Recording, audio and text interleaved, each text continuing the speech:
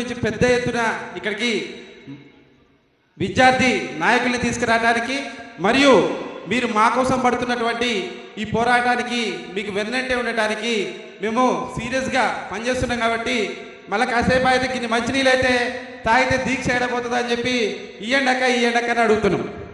ఇవాళ రేవంత్ రెడ్డి గారి పరిస్థితి ఎట్లుందంటే సీరియస్గా కాకుండా ఒక చిన్న అంశం చెప్తా. ఇవాళ పేపర్ తిరిగేస్తుంటే పొద్దున్నే ఓల్డ్ సిటీలా వజీర్ అని ఒక ఆయన ఒక వారం కింద ఒక యాడ్ వేసిండట. బట్టతలున్న వాళ్ళకి జుట్టు మలిపిస్తా, గుండు మీరు ఎక్కడైనా కొట్టించుకొని రాని, మందు మాత్రమే నీ మూతా అని చెప్పి మందుకి 100 రూపాయలు గుండె ఆడ కొట్టించుకొని వస్తే ఫ్రీగా మందు పూస్తని పెట్టినట. 4-5 రోజుల నుంచి ఓల్డ్ సిటీ మొత్తం విపరీతమైన ట్రాఫిక్ జామ్ అంట. గుండు కొట్టించుకోవటం, మందు పూయించుకోవటం, 100 రూపాయలు తీసుకోవటం, ట్రాఫిక్ జామ్ అయి పోలీసులు కూడా అర్థం కావట్లేదంట ఈ మంది ఏంది, ఇది ఏం ఫార్ములా పెట్టి కనిపెట్టిరని చెప్పేసి. ఇక 3 రోజుల నుంచి వజీర్ కనపడతలేడట, ఇటు పోయిండట. కానీ అల్లున్నోళ్ళు మాత్రం గుండు కొట్టినోడు కొడుతుర్రు, బయట కొట్టించుకున్నోడు మాత్రం పూతనేవరట పేస్టు. అంటే తీరా ఇవాళ పోలీసు వాళ్ళు చూసిన తర్వాత ఇది పెద్ద స్కామ్ అని తేలిందట. అంటే మన రేవంత్ రెడ్డి గారి పరిస్థితి కూడా అట్టనే ఉంది. ఒక ఫార్ములా లేదు. సార్ కళ్యాణ లక్ష్మి అంటే ఆయన తులమ్మ గారు అన్నాడు, మన 1,00,000 రూపాయలు ఇస్తామంటే ఆడోళ్ళకి ఆయన 1,50,000 ఇస్తున్నాడు. మన రైతు బంధు 10,000 అంటే ఆయన 15,000 అన్నాడు. ఒక క్రమబద్ధమైనటువంటి వర్గీకరణ కులాల మీద అవగాహన లేకుండా, కుల ధృవీకరణ పత్రం చూడకుండా మా కులాల లెక్కలెట్ట చేసినాం రేవంత్ రెడ్డి అని మేము అడుగుతున్నాం. ఈ వజీర్ గినక గుండు కొట్టిపోయిన తర్వాత కూడా అందరు పోయినా ఒక ఆయన అట్టనే ఉండి పూస్తూనే ఉండట పోలీసు వాళ్ళు వచ్చినా కానీ.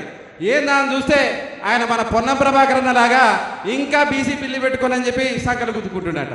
అంటే వీళ్ళ పరిస్థితి ఎట్లుందంటే బీసీల లెక్క నా ఇంటికి వచ్చి సర్వే చేసేటప్పుడు నా కులమేందని అడిగినప్పుడు నీ కుల ధృవీకరణ పత్రం చూపించకుండా నా కులాన్ని ఎట్టకనని చేసినావు, మేము 42% మాత్రమే ఉన్నామని చెప్పి నువ్వు ఎట్ట మాకు రిజర్వేషన్ ఇస్తావని చెప్పి మేము అడుగుతున్నాం. ఇవాళ కవితక్క అడుగుతుంది, బీసీ వర్గాలకు కూడా మనం సీరియస్గా గమనించాల్సిన అంశం ఒకటి ఉంది.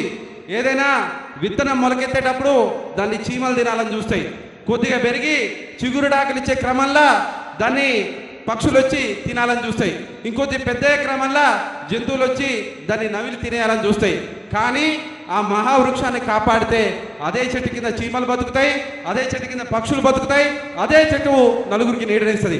ఇవాళ అట్లాంటి మర్రి చెట్టే తినేద్దామని చాలా మంది ఈ మొక్కల్ని బీసీ మొక్కల్ని తినేద్దామని చూస్తున్న క్రమంలో వీటిని మర్రి చెట్లుగా పెంచి పోషించడానికి ఇవాళ కవితక్క తీవ్రమైన ప్రయత్నం చేస్తుంది. మన వర్గాలు మన కులాలలో పుట్టినటువంటి మహోన్నతమైన వ్యక్తుల విగ్రహాల గురించి మనం మాట్లాడట్లే, కవితక్క మాట్లాడుతుంది. ఎంతోమంది ఎన్నో అవహేళన చేస్తారు.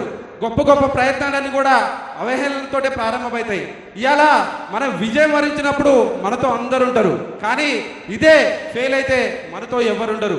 మరి కవితక్కని మనం వెన్నంటుండి గెలిపిద్దామా చెప్పలా?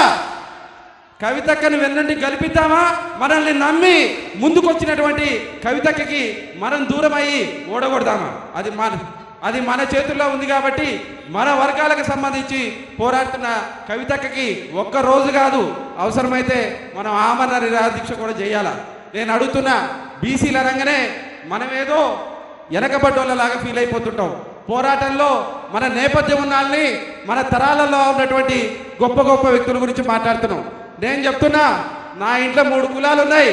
యాదవ్ అంటే ఎవరు? సాంబశివుడు వారసత్వాన్ని మొత్తం కూడా కూడగడతాం. నా భార్య రజక అంటే ఎవరు? చాకలి ఐలమ్మ వారసత్వాన్ని కూడా నేను పోరాటం కూడగడతా.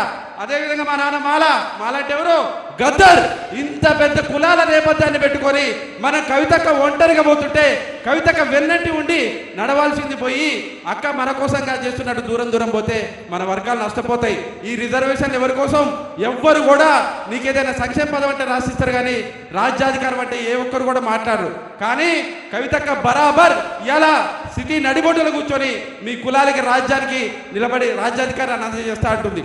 మనందరం కూడా అంటుంటాం, ఉత్తుత్తి మాటలు చెప్తుంటాం, కానీ కవితకు ఒక మాట అనేది మన ఇంటర్వ్యూలో, నేను పుట్టుకనేది అందరం పుడతాం, చనిపోతాం.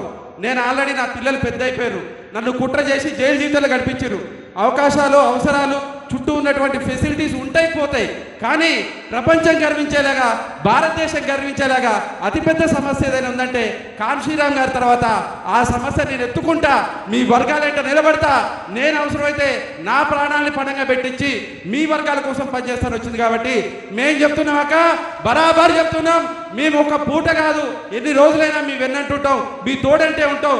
మీరు అట్లా ముందుండండి, మాకు కొద్దిగా బలం ఇవ్వండి. మేము అవసరమైతే సార్ తర్వాత మాకున్న ఏకైక నమ్మకం మీరు కాబట్టి మీకోసం ప్రాణం పెట్టి పనిచేస్తామని కూడా తెలియజేసుకుంటూ ఈ అవకాశం ఇచ్చిన అందరికీ కూడా పేరు పేరున ధన్యవాదాలు తెలియజేసుకుంటూ జై తెలంగాణ, జై కవితక్క, జై పూలే, జై అంబేద్కర్.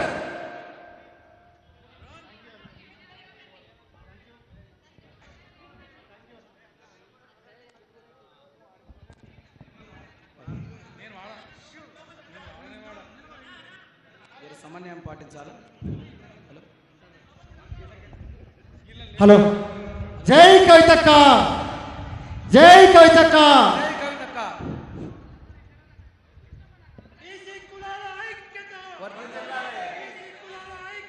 వర్ధిల్లాలి.